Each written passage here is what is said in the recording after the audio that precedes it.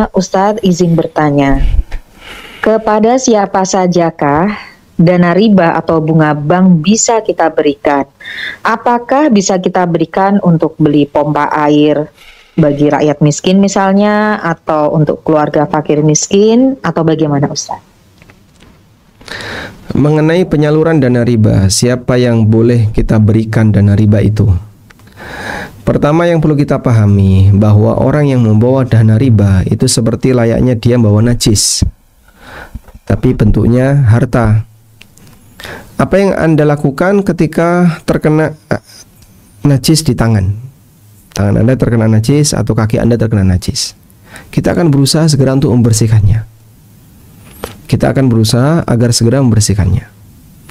Sehingga orang yang punya harta haram itu seperti di rekeningnya, di dompetnya ada benda najis, yaitu harta haram. Terus gimana Pak cara menyelesaikannya? Ya segera dihibahkan ke yang lain. Nah, hibah ke yang lain itu siapa? Bisa untuk fasilitas umum, fasum atau fasos, fasilitas sosial. Misalnya untuk bangun parit, perbaikan konblok,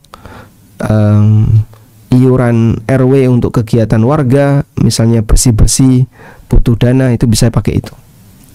Baik, intinya digunakan untuk fasilitas umum.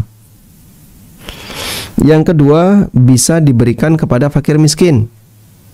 Bisa disedekahkan kepada fakir miskin. Ketika diberikan kepada fakir miskin, apapun bentuknya silahkan. Mau dipakai untuk renovasi rumah fakir miskin atau biaya kesehatan atau yang lainnya, silahkan. Yang penting tidak balik lagi ke dia. Wallahu a'lam. Ustadz izin bertanya, bagaimana cara memastikan diri bahwa kita ini termasuk ke dalam golongan anak soleh atau solihah yang doanya dapat membantu kedua orang tua kita? Sedangkan kita kan sebagai manusia, kita sendiri tidak dapat menilai atau mengukur tingkat pahala maupun kesolehan diri kita sebagai anak. Dalam hadis itu Nabi SAW menyebut awwaladin salihin yad'ula, anak soleh yang mendoakannya. Beliau sebut anak soleh yang mendoakannya, bukan berarti kalau yang berdoa tidak soleh maka doanya tidak mustajab atau ditolak. Tapi yang dimaksud di situ adalah ketika anak itu mendoakan orang tuanya, itulah tanda kesolehan. Itu salah satu di antara tanda kesolehan. Maka makna dari hadis, doa anak untuk orang tuanya itu akan menjadi satu tambahan amal, sumber amal yang terus bertambah bagi orang tuanya.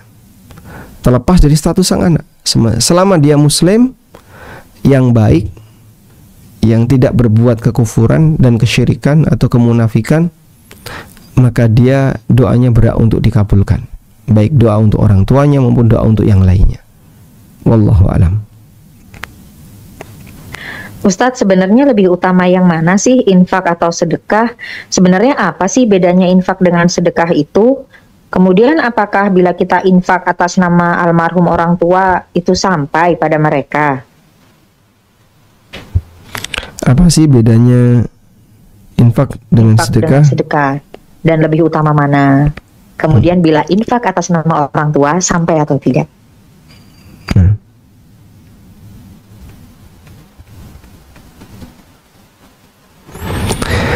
Infak itu lebih umum daripada sedekah, karena infak itu maknanya adalah mengeluarkan harta, baik di jalan kebaikan maupun di jalan keburukan. Maka infak bisa berkonotasi positif dan juga bisa negatif. Anda bisa lihat ayat ini di surat Al-Anfal ayat 36. Allah berfirman, innal ladzina kafaru yunfiquna amwalahum liyasuddu an sabilillah. Sesungguhnya orang kafir mereka yunfiqun, menginfakkan, amwalahum, harta mereka, liyasuddu an sabilillah, untuk menghalangi masyarakat dari jalan Allah. Ngajak orang untuk berbuat maksiat itu butuh modal. Dan itu dalam Al-Quran Allah sebut orang kafir berinfak untuk menghalangi masyarakat dari jalan Allah. Subhanallah. Sehingga infak juga bisa bermakna buruk. Maka orang keluar harta untuk menjalankan keburukan itu masuk kategori infak. Taib. Sementara sedekah itu hanya berkonotasi baik. Dan sedekah itu umumnya dipengaruhi oleh ideologi. Maka semakin kuat rasa yakin seorang hamba terhadap pahala yang Allah janjikan, dia akan semakin ikhlas ketika sedekah. Dan ketika orang itu loyal pada kelompok tertentu, lalu dimotivasi untuk sedekah, meskipun katanya sedekah ini akan dikirim ke Mekah, lalu nanti dapat jawaban, ada surat pengampunan dosa. Orang diminta untuk ngisi form surat pengampunan dosa. Kamu dari ini dosa apa saja? 1, 2, 3. Ditulis. Setelah ditulis, nanti dikirim ke pusat. Kemudian pihak pusat akan menilai, dikasih balasan. Tobatmu diterima, tapi dengan syarat kamu harus nyumbang semen sekian sak. Ini seperti model Islam jamaah yang ada di tempat kita. Mereka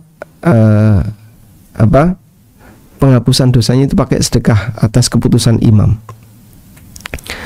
Dalam Islam kita tidak mengenal seperti itu. Memang bisa menghapus dosa, tapi sebagaimana yang lain, bahwa amal soleh bisa menghapus dosa. Karena itu Nabi SAW menyebut sedekah dengan burhan. Was-sadaqatu burhanun. Sedekah itu burhan. Karena sedekah bukti iman seorang hamba. Wallahu a'lam. Baik.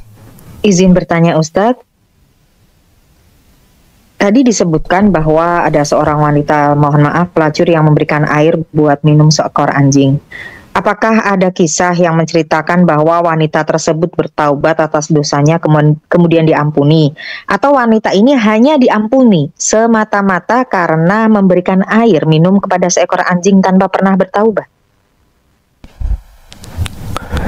Baik, mengenai keterangan apakah dia bertaubat atau tidak, saya tidak menemukan. Namun Allah Subhanahu wa ta'ala menyebutkan dalam hadis itu bahwa wanita ini diampuni karena Allah berterima kasih kepadanya.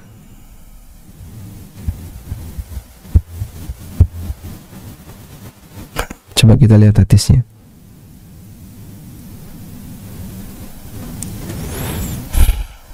Dalam hadis riwayat Bukhari Muslim dari sahabat Abu Hurairah radhiyallahu anhu, Nabi SAW bersabda, "Ghufira limra'atin mumisah." Ada seorang wanita mumisah, wanita pelacur. Mumisah itu artinya pelacur. Diampuni dosanya wanita pelacur. Marrat bikalbin ala ra'si raqiyin yalhath. Beliau pernah ketemu dengan anjing yang berkeliling-keliling di atas sumur, yalhath sambil menjulurkan lidahnya. Orang Jawa sebut sambil melet-melet. Qala kada yaqtuluhul atash. Hampir saja dia mati karena kehausan. Fa naza'at khuffaha. Kemudian wanita tadi melepas sepatunya. Wa awthaqathu bi khimariha. Kemudian dia ikat dengan kerudungnya. Fa naza'at lahu minal ma. Kemudian dia gunakan untuk mengambil air. Fa ghufira laha bidzalika. Dan dia pun diampuni karena kejadian ini. Ya, maka di sini tidak disebutkan wanita ini bertobat atau tidak. Cuman Allah ampuni dosanya disebabkan karena perbuatan maksiat yang dia lakukan. Wallahu a'lam. Allah ampuni dosanya disebabkan karena dia telah memberikan minum kepada anjing sebagai bentuk jasa dia kepada anjing. Nah, Ustadz izin bertanya, bila menanam pohon tanpa buah nih pohonnya, menanam pohon yang tanpa buah, tapi untuk mengurangi polusi udara, apakah sama pahalanya dengan menanam pohon buah? Kalau memberi manfaat insya Allah dapat pahala. Misalnya pohon apa ya yang buahnya nggak dimakan, ketapang misalnya, ya, yang lebar daunnya kemana-mana. Ini untuk apa fungsinya? Ya biar orang bisa berteduh. Apalagi terutama di tempat-tempat parkir, orang butuh tempat untuk berteduh. Maka dia tanam pohon seperti itu untuk memberikan teduhan bagi orang yang memanfaatkan lahan di bawahnya. Insya Allah dapat pahala. Wallahu alam.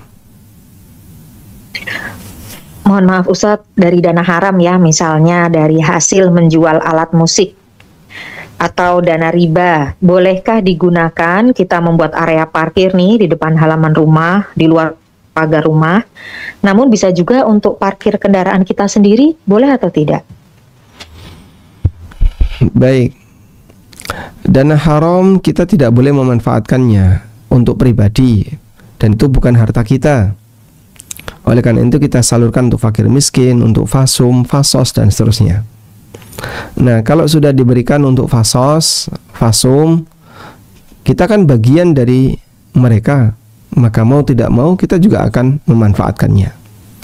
Tapi pemanfaatan sifatnya pemanfaatan yang sementara, bukan menguasai, bukan karena ini aku yang nyumbang maka aku yang paling berhak. Ya, dikasihlah tempat parkir VIP, bahkan VVIP.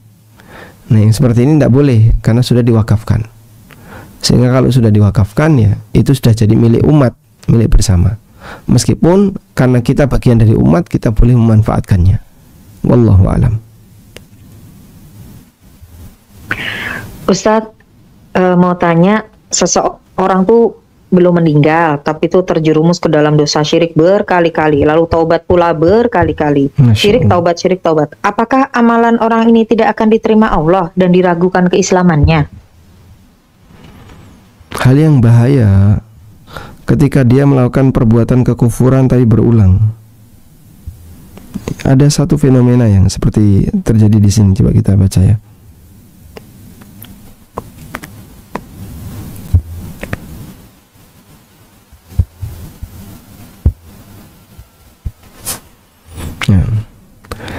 Di surat An-Nisa ayat 137 Allah Ta'ala berfirman, Innal ladhina amanu thumma kafaru thumma amanu thumma kafaru thumma isdadu kufra lam yakunillahu liyaghfira lahum wala liyahdiyahum sabila. Sesungguhnya orang-orang mukmin kemudian orang kafir, sesungguhnya orang yang beriman kemudian mereka kafir, kemudian beriman lagi, kemudian kafir lagi. Sumasdadu kufron, lalu kafirnya makin bertambah. Ini berbuat syirik, tobat, syirik lagi, tobat lagi. Nah, ini harus dijaga ini ya. Nanti jangan-jangan sampai seperti ayat ini. Dia beriman, lalu kafir, kemudian beriman, lalu terus kafir lagi. Kemudian setelah itu bertambahlah kekafirannya. Lam yakunillahu liyaghfira lahum, maka Allah tidak akan mengampuni dosa mereka, wala liyahdiyahum sabila, dan Allah tidak akan memberikan petunjuk kepada mereka. Masya Allah, berbahaya. Nah, oleh karena itu kita tekankan ya, bagi siapapun yang dia telah menyatakan dirinya sebagai ahli tauhid, agar jaga tauhid itu baik-baik. Jangan sampai dinodai dengan aneka kesyirikan. Karena kalau kemudian sudah hilang tauhid itu, ya selamanya akan sulit untuk dicari. Wallahu a'lam.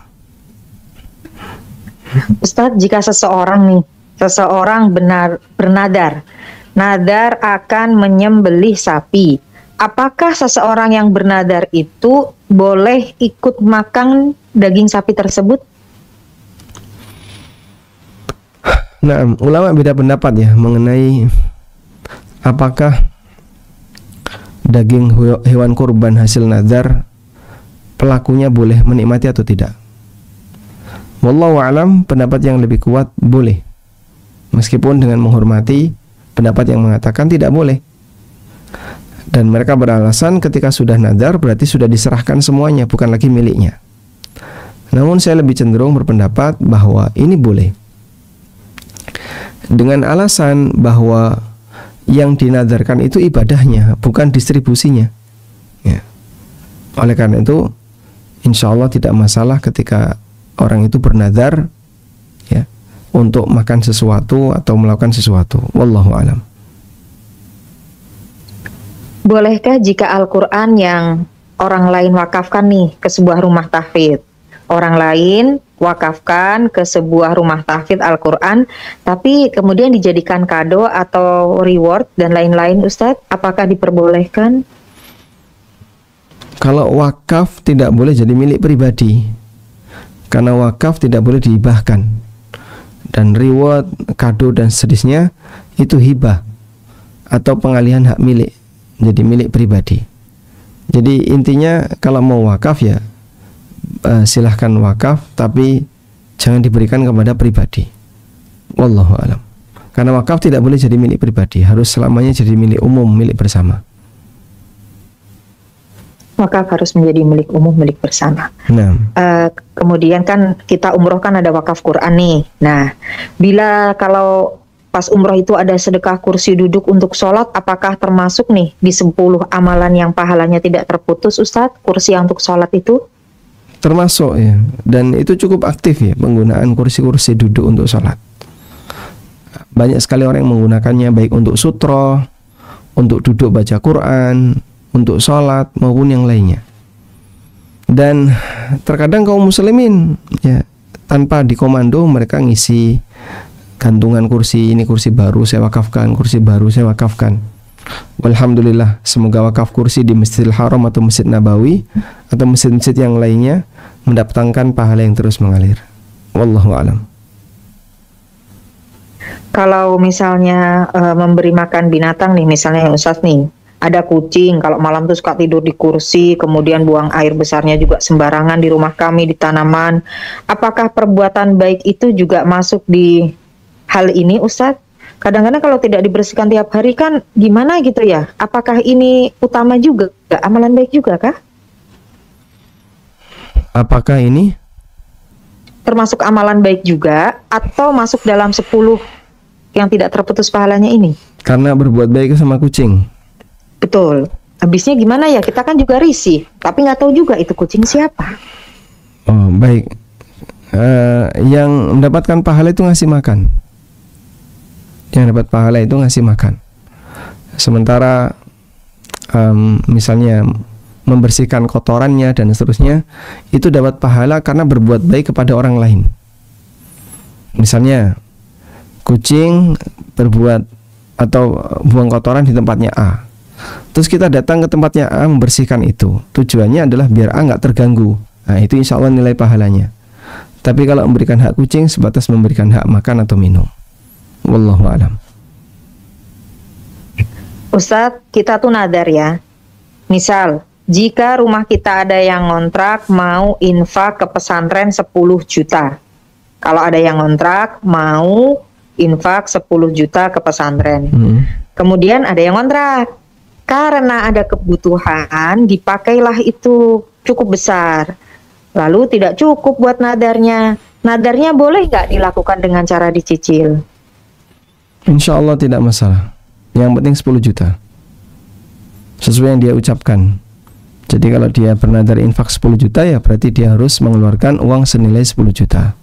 Wallahu alam. Kalau kita beramal, kita niatkan untuk teman kita yang sudah meninggal, teman, apakah pahalanya sampai, Ustadz? Bukan syarat untuk menghadiahkan pahala atau menghadiahkan doa itu harus ada hubungan kekerabatan. Kita mendoakan kepada seluruh kaum mukminin saat khutbah Jumat. Allahumma gfir lil mu'minina wal mu'minat wal muslimina wal muslimat al ahya'i minhum wal amwat.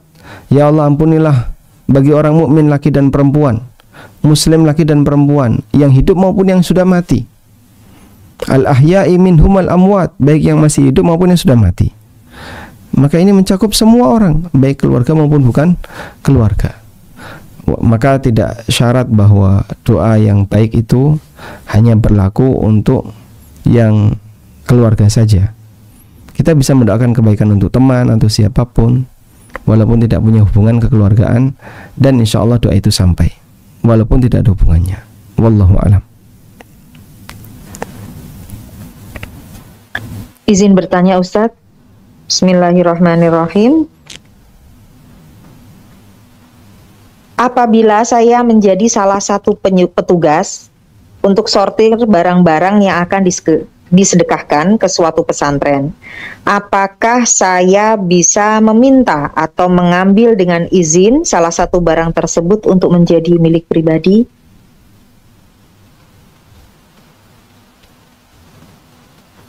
Waalaikumsalam warahmatullahi wabarakatuh. Boleh Anda minta untuk jadi milik pribadi asal dapat izin dari donaturnya, ya, sehingga donaturnya misalnya si A titip kepada Anda pakaian bekas dan aneka yang bekas-bekas yang lainnya, terus dibongkar, wah ini kok ada pakaian bekas, ada apalagi misalnya ada jam bekas, ada magicom bekas, ada banyak yang bekas, dan Anda tertarik untuk memilikinya, maka silahkan tanya kepada pemiliknya, ini ada beberapa benda yang bagus yang bekas, boleh nggak saya memiliki? Kalau dia bilang silahkan, oh, alhamdulillah boleh. Nah, tapi kalau nggak boleh memiliki, ya berarti harus disalurkan sesuai dengan peruntukannya. Wallahu alam. Ini masih ada waktu, ada pertanyaan selanjutnya. Kalau kita menjual sesuatu dan dari hasilnya 2,5% kita bayar zakat mal pada saat itu juga, terus kita simpan uangnya, apakah setelah tahun depan kita bayar lagi, Ustadz? Menjual sesuatu, sudah dikeluarkan zakatnya, barangnya disimpan, tahun depan masih zakat lagi kah? Waalaikumsalam warahmatullahi. Kalau barang yang dijual sudah tidak dizakati, ya, dan zakat barang dijual itu tidak harus ketika itu, ditunda selama setahun, atau digabungkan dengan harta yang lain. Jadi kalau dia punya tabungan atau harta yang lain, maka nanti bisa digabungkan dengan harta baru, ya, yang keluar. Nah, jika memang dizakati saat beli atau saat jual langsung dizakati, insya Allah tidak masalah. Cuman nanti setelah haul berikutnya, maka dicek saldo dan seterusnya, wajib zakat nggak wajib, terus keluarkan zakat lagi. Begitu. Artinya boleh mengeluarkan zakat saat menerima uang, tapi nanti di akhir juga dikoreksi lagi. Wallahu alam. Izin bertanya Ustadz, seseorang sudah memberikan satu properti ke komunitas, tapi waktu itu akadnya hibah, bukan wakaf. Properti diberikan ke komunitas, waktu itu akadnya hibah, bukan wakaf. Dan ditandatangani kedua belah pihak utusan, ya komunitas itu dan pemberi hibah. Karena tadi dikatakan hibah bisa dipindah tangankan ke pribadi, tapi wakaf kan tidak. Apakah baiknya akad hibah tadi yang sudah terlaksana dirubah ke akad wakaf ya Ustadz, agar kita bisa memperoleh 10 amalan tadi? Bisa difahami Ustadz? Kalimatnya hibah, ya. Awalnya hibah dan sudah disepakati kedua belah pihak. Tapi untuk menginginkan yang 10 tadi, ya, dengan wakaf ini dan itu, boleh nggak akad hibah itu dirubah akadnya menjadi wakaf? Baik, sudah diserahkan atau belum? Sudah, dan sudah dipakai. Kalau sudah diserahkan, maka hibah itu mengikat dan sah, dan tidak bisa dicabut lagi. Sehingga tadi salah ngomong, harusnya wakaf bukan hibah. Ya, beda antara hibah dengan wakaf. Kalau hibah bisa jadi milik pribadi, tapi kalau wakaf nggak bisa. Nah, saat sudah diserahkan, ya sudah, itu jadi milik pribadi dia. Anda nggak bisa menarik kembali. Beda dengan wakaf. Oleh karena itu, ketika salah ngomong, jika belum diserahkan, insya Allah masih bisa dikoreksi. Tapi kalau sudah diserahkan, nggak bisa. Sebab hibah itu sah sejak diterima. Wallahu a'lam.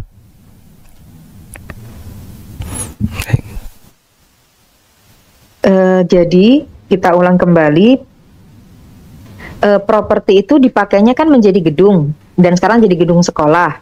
Ketika katanya hibah, berarti tidak bisa kembali menjadi wakaf, itu nggak bisa ya Ustadz? Ditarik kembali, diubah, kita pastikan nggak bisa ya Ustadz?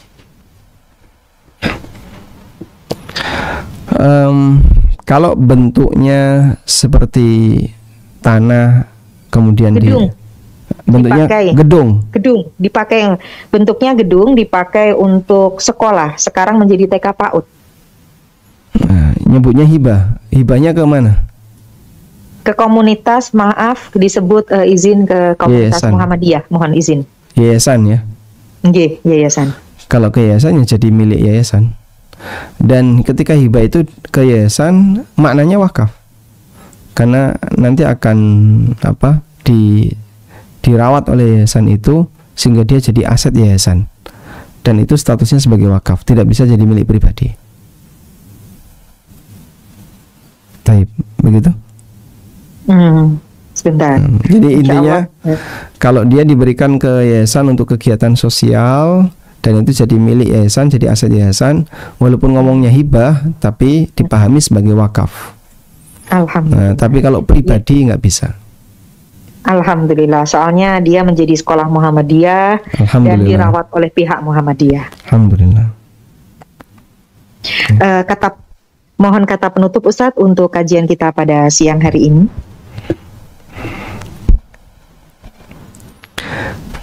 Taib.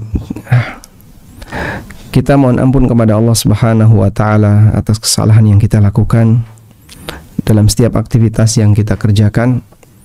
Kita tahu bahwasanya dosa itulah yang menjadi penghalang kita untuk bisa mendapatkan hidayah dengan baik.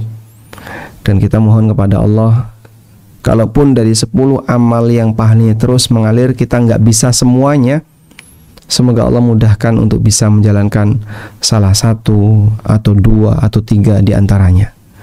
Kita berharap semoga Allah jadikan kita sebagai hamba yang punya banyak tabungan amal, termasuk di antaranya adalah amal yang terus mengalir pahalanya sesuai dengan kemampuan yang Allah berikan kepada kita. Demikian, wassallallahu ala nabiyyina Muhammadin wa ala alihi wa sahbihi wa sallam, wa akhiru da'wana alhamdulillahi rabbil alamin. Assalamualaikum ya Ustadz. Waalaikumsalam warahmatullahi. Izin bacakan pertanyaan ya Ustadz. Bismillah. Assalamualaikum warahmatullahi wabarakatuh ya Ustadz. Izin bertanya terkait menahan diri dalam makanan, apakah kita boleh menebusnya dengan membelikan makanan setiap kita ingin makan enak supaya kita tidak terlalu merasa bersalah Ustadz? Jazakumullah khairan.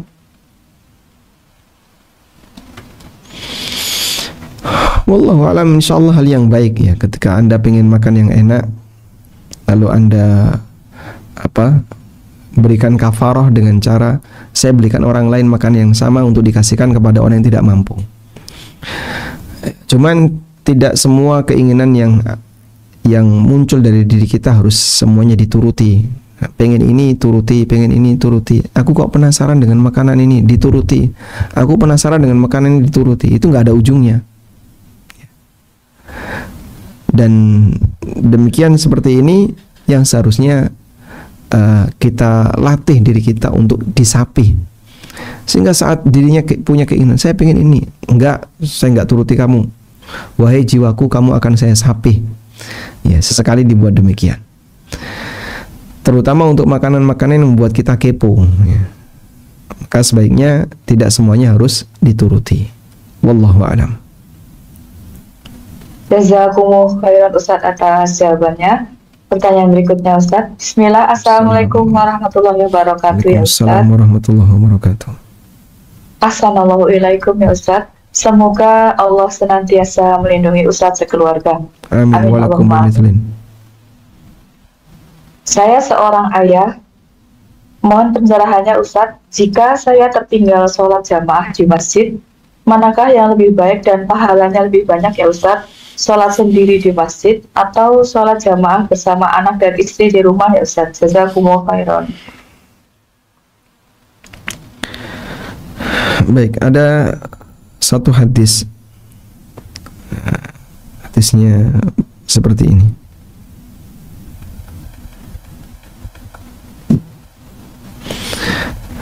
Mungkin ini bisa kita jadikan sebagai kunci jawabannya.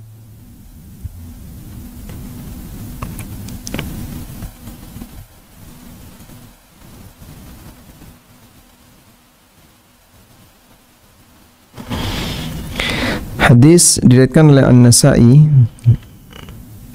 Rasulullah sallallahu alaihi wasallam pernah bersabda. Hadisnya dari sahabat Abu Hurairah. Nabi sallallahu alaihi wasallam bersabda, Man tawadda'a fa ahsanal wudu'a.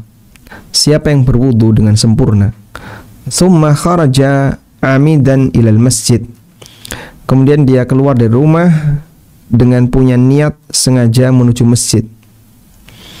Fawajadan nasa qad sallu, lalu dia jumpai jamaah sudah selesai sholat. Ya, begitu dia datang, bubar sudah. Oh, udah pada bubar, udah pada selesai.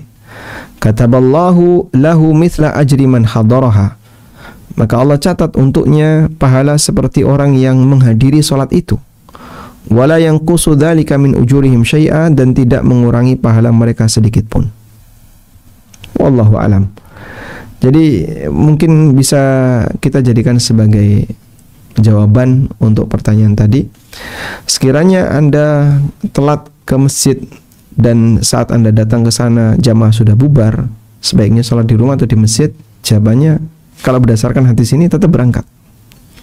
Sampai di sana, wah sudah bubar, ya sudah, Anda tetap sholat di masjid. Semoga tetap mendapatkan pahala sebagaimana yang dijanjikan dalam hadis ini. Wallahu alam.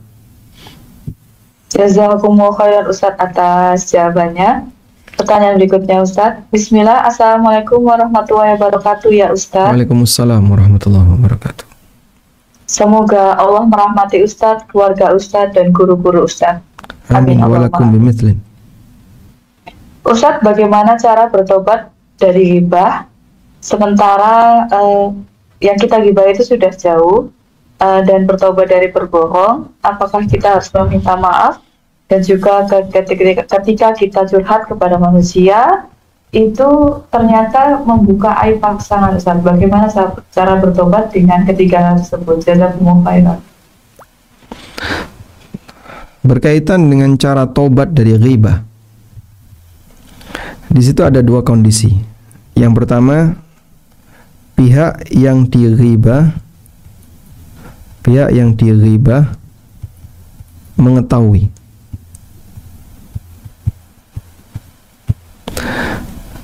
Ketika pihak yang dighibah mengetahui, maka tobat kita adalah tentu saja minta maaf kepada yang bersangkutan.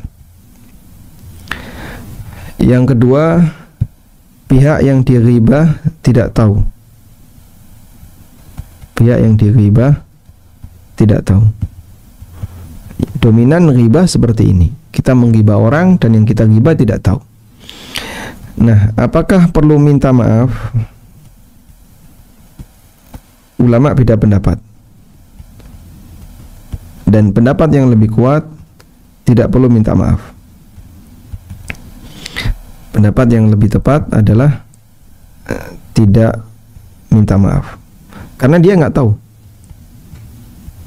Sebab kalau dia beritahu lalu minta maaf, akan lebih besar, lebih panjang masalahnya. Ya. Sehingga dalam posisi ketika dia tidak tahu, maka tidak perlu minta maaf. Oh, kok enak Pak kalau kayak gini? Nah, tapi ada konsekuensinya. Apa? Dia wajib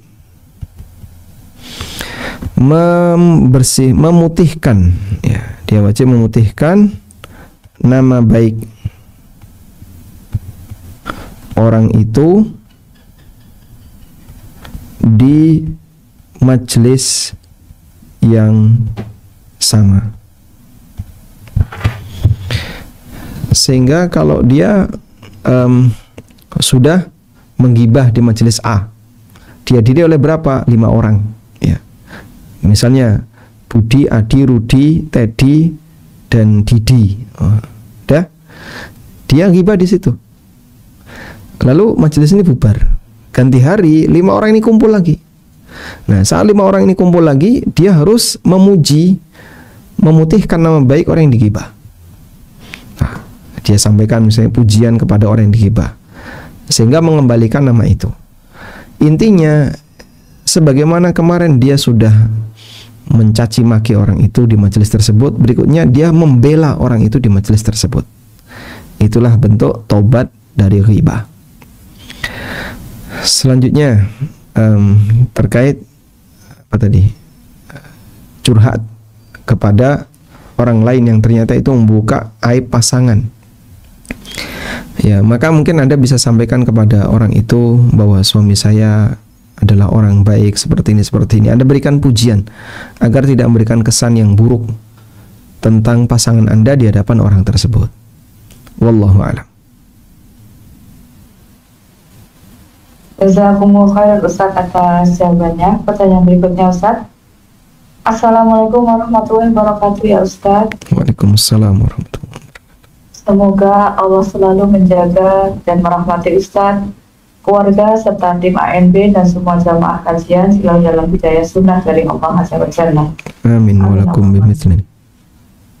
Ustaz, seperti tadi yang dikatakan Rasulullah mengangkat atau melipat satu kaki ketika makan atau duduk di lantai. Apakah melipat atau mengangkat kaki ini juga berlaku untuk akhwat ya Ustaz? Jazakumullah khairan. Jadi bukan melipat satu kaki tapi dua kaki, seperti duduk iftirash. Bukan duduk cigang ya, tapi duduk iftirash. Ya, Anda lihat duduk iftirash ya. Seperti yang kita tahu duduk iftirash, dia melipat dua kaki seperti ini ya, melipat dua kaki, bukan melipat satu kaki tapi kakinya ditumpuk ya, atau dibuat bersebelahan seperti ini lalu diduduki. Ditumpuk bisa dibuat bersebelahan. Bukan yang satunya diangkat ini, tapi dua-duanya ditekuk. Itu duduk makan yang sesuai sunnah. Sementara yang ma'ruf duduk cigang, wallahu alam, ada sebuah riwayat tapi bukan sabda Nabi, bukan cerita tentang Nabi SAW. Jadi yang lebih tepat dua-duanya ditekuk. Nah, duduk kayak gini kan bagi ikhwan maupun akhwat dua-duanya berlaku. Wallahu a'lam. Jazakumullah khairan Ustaz atas jawabannya. Pertanyaan berikutnya Ustaz. Bismillah. Assalamualaikum warahmatullahi wabarakatuh ya Ustaz. Waalaikumsalam warahmatullahi wabarakatuh. Ustaz, mohon nasihatnya. Saya haid 3 hari, kemudian bersih dan mandi. 2 hari kemudian keluar lagi flek sedikit Ustaz, dan ini terjadi setelah melahirkan anak kedua. Apakah sholat yang dikerjakan dalam jeda 2 hari tersebut syah ya Ustaz? Jazakumullah khairan. Baik. Haid itu dijelaskan oleh Allah dalam Al-Quran. Yas'alunaka 'anil mahid qul huwa adhan fa'tazilun nisa'a fil mahid. Mereka bertanya kepadamu tentang al-mahid, tentang tempat keluarnya darah haid. Qul huwa adhan, katakanlah bahwasanya haid itu kotoran. Dan yang dimaksud di situ adalah darah haid. Darah haid itu najis. Fa'tazilun nisa'a fil mahid, maka jauhilah wanita, maksudnya jangan melakukan hubungan badan di tempat keluarnya darah haid. Karena itu begini, cairan yang keluar dari rahim, cairan dari rahim ini ada 2. Pertama darah, kedua selain darah. Kalau yang keluar darah ini ada 3 kemungkinan: haid, nifas, istihadah. Udah? Kalau Anda normal, artinya bukan wanita yang mengalami istihadah, maka sudah nggak ada istihadah pada diri Anda. Kalau Anda normal, istihadah ini terjadi pada orang yang nggak normal. Sehingga wanita yang tidak pernah punya pengalaman istihadah, ya dia nggak mengalami istihadah, dia normal-normal saja. Nifas hanya ketika melahirkan, maka setiap keluar darah itu haid, walaupun 2 hari, 3 hari. Sudah? Ketika suci sudah nggak keluar, ya dihitung suci. Sudah putus Pak, ya putus. Sudah. Kok keluar lagi nanti, ya haid lagi. Karena untuk batas suci, untuk batas waktu berapa lama waktu suci, pendapat yang benar nggak ada batas. Sehingga suci sehari, besok haid lagi, ya sehari itu sholat. Terus haid, ya dia nggak sholat, asal yang keluar darah. Kemudian selain darah, Cairan selain darah ini banyak ya. Tapi yang ada kaitannya dengan haid biasanya sufroh. Ini cairan kekuningan. Atau kudroh, cairan keruh. Atau cairan bening, qasah al-bayda. Baik. Untuk sufroh dan kudroh, nah, ini jika nyambung haid, jika nyambung dengan darah, maka statusnya haid. Jadi dia terhitung haid jika nyambung dengan darah. Tapi kalau dia nggak nyambung dengan darah, bukan haid. Misalnya Anda mengalami flek, tapi yang keluar kekuningan. Setelah itu nggak keluar apa-apa, ya sudah, itu bukan haid. Keluar keruh, tahu cairan keruh ya, seperti air yang dikasih tanah gitu. Keruh, nah itu bukan haid, bukan darah, karena dia cairan selain darah. Nah, ketika keluar seperti ini di luar masa haid, yang tidak nyambung dengan haid, maka tidak terhitung haid, baik di depan maupun di belakang. Kalau di belakang kita gampang niteninya ya.